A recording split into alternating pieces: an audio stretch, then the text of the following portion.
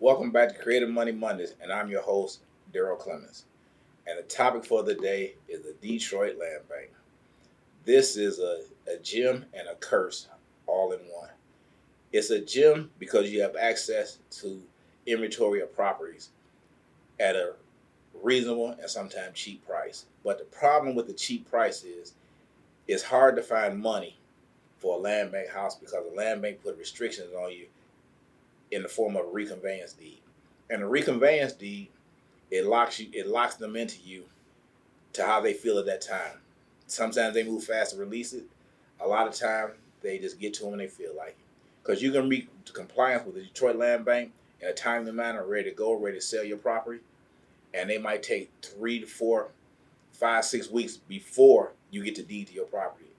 And in that time frame, you're exposed. If anything happened to your property, you just stuck out there. That's one issue. The second issue is me coming from a lender side of the business. It's hard for me to get clients money for the land bank because they have what you call a subordination agreement. It's a great contract, great agreement, but the problem is the execution of it. Because whoever your rep is at the land bank, the problem is some of them don't know what a subordination agreement is, and then some of them take forever to get back to you to say whether they can or can't do it.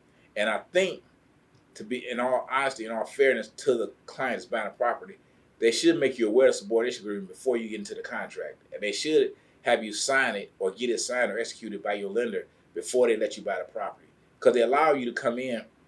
They say you got to show $10,000 financing before they're able to sell you the house, but the house costs $1,000, but it needs $80,000 put back together, and you just setting yourself up for failure. So when you buying a Detroit Land Bank house, make sure you got the financing in place beforehand before you sign on that dotted line. Because once you sign on the dotted line and then they take it back from you, you can never buy another land bank property for, I don't know the time frame, but it's going to be a minute before you can buy another property from them.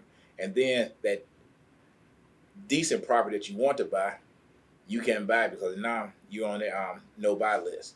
So just make sure when you're dealing with the Detroit Land Bank, you do all your homework and you make sure that when you buying a property from them, you know exactly what you buying.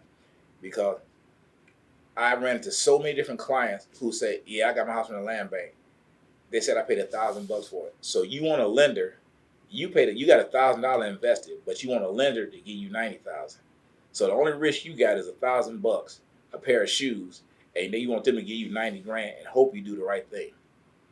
And there lies the problem. So just make sure when you're dealing with the land bank, you know all the pitfalls and all the issues before you do the deal, and not get excited about, hey, I own a property, and then that's a true land bank dilemma. Because trust me, they might forget about you for 6, 7 months, but once you hit their radar, they're gonna they're gonna call you, bug you, and they're gonna say, hey, you about to.